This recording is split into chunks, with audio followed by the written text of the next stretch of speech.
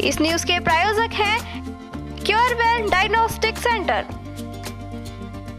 भाजपा के वरिष्ठ नेता एवं प्रधानमंत्री मोदी के चुनिंदा लोगों में शामिल पीयूष गोयल गुरुवार को अलवर पहुंचे। इस दौरान उन्होंने कांग्रेस पर हमला बोलते हुए कहा कि राहुल गांधी के परिवार ने इतने साल देश पर राज किया, उसके बाद भी देश के हालात खराब रहे हैं। उन्होंने कहा कि राजस्थान में भाजपा की सरकार बन रही है, कांग्रेस को विपक्ष में बैठने के लिए भी जगह नहीं मिलेगी।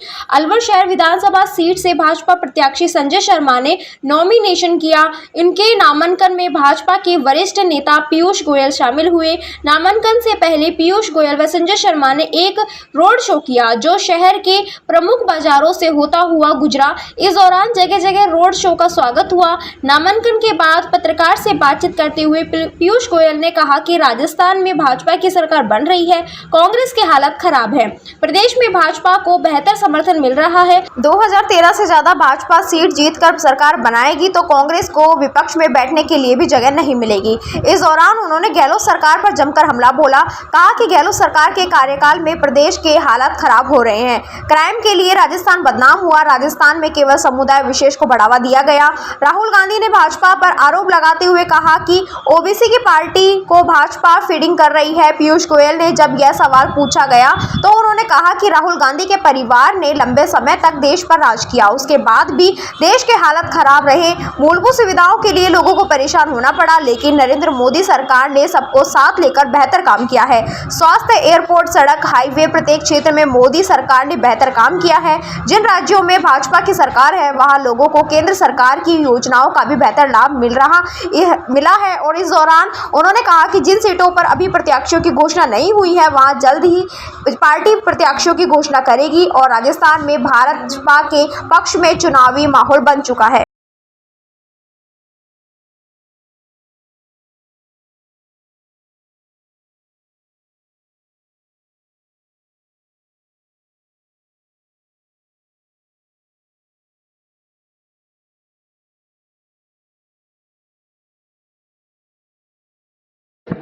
सीधा सा एक लाइन में, राजस्थान में आंधी तूफान आ रही है। जो 2013 में 160 सीटें बीजेपी जीती थी, इस बार उसके पार जाएंगे।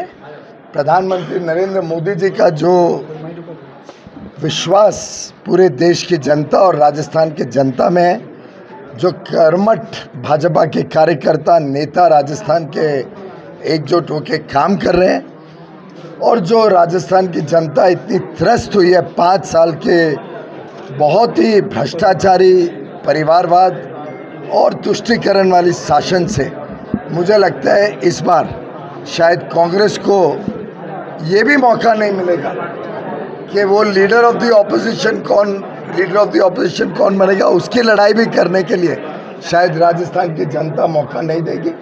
उन्हें घर बैठना है। हमारे मित्र छोटे भाई संजय शर्मा जी यहाँ भारी बहुमत से जीतेंगे और अलवर की सभी सीटें इस बार स्वीप करेगी भारतीय जनता पार्टी। मैं जून में भी आया था, 2 दिन मैंने अलवर में बिताए।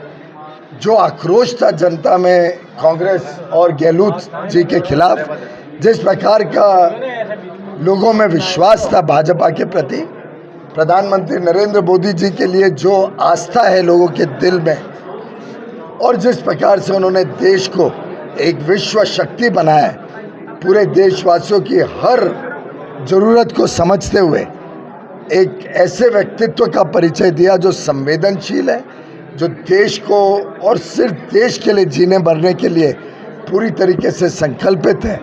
मैं समझता हूँ राजस्थान के लोग, जनता पूरी तरीके से मोदी जी और भाजपा को ऐतिहासिक विजय देने। अभी 2 तारीख हो चुकी है और 4 विधानसभा में अभी तक प्रत्याशी घोषित नहीं किए गए, क्या कहना चाहिए? तो प्रक्रिया चलती रहती है, प्रक्रिया के हिसाब से चयन होता है और सभी हमारे उम्मीदवार घोषित हो जाएंगे। मुझे लगता है अलवर में, हाँ, जो मैंने स्थिति देखी थी जून में, और आज जिस प्रकार का प्यार और स्नेह शर्मा जी के लिए मैंने देखा, भाजपा के लिए, मोदी जी के लिए जो उत्साह देखा, मुझे लगता है कि सभी उम्मीदवार अलवर का क्या इंतजाम करेंगे? जैसे कुछ वो ज़्यादा समस्या कांग्रेसियों की है। भाजपा में हम सब कार्यकर्ता की भूमिका से जुड़ते हैं, हम सब कार्यकर्ता की भूमिका से काम करते हैं। अलग अलग कार्यकर्ता को अलग अलग जिम्मेदारियां दी जाती हैं। हमारे लिए nation first, party next, self last, यही एकमात्र हमारा धर्म है। और आज हमारे उम्मीदवार संजय शर्मा जी को हमें बड़े भारी बहुमत से जिताने का संकल्प लेके भाजपा का हर कार्यकर्ता काम शुरू कर रहा है। राहुल गांधी जी ने बोला है कि ओबीसी की पार्टी को फंड बीजेपी देगी। बहुत दुर्भाग्य की बात है कि इस परिवार ने इतने वर्ष भारत में शासन किया, लेकिन भारतवासियों की रोजमर्रा की समस्याएं तक समाधान नहीं दे पाए। कांग्रेस के समय में, इनके परिवार के शासन में देश में ना तो रोटी कपड़ा मकान से सब युक्त हुए, ना लोगों को घर मिला, ना लोगों को बिजली पानी मिली, ना स्वास्थ्य सेवाएं, ना शिक्षा। इतने वर्षों का उनका एक ही सोच थी, समाज को बांटो, तुष्टीकरण की राजनीति करो, और देश के विकास की उन्होंने कभी चिंता नहीं की। प्रधानमंत्री नरेंद्र मोदी जी ने बिना भेदभाव के कभी किसी को ये नहीं पूछा आपका धर्म क्या है, आपकी सोच क्या है, आपका समाज कौन सा है, आपका लिंग क्या है, आप किस प्रदेश से हो, आपने किसको वोट दिया। बिना भेदभाव, बिना ये कोई सवाल पूछे समाज के हर वर्ग की चिंता की, गरीब से गरीब वर्ग को आज अलग अलग कल्याणकारी योजनाओं से लाभ पहुंचाया।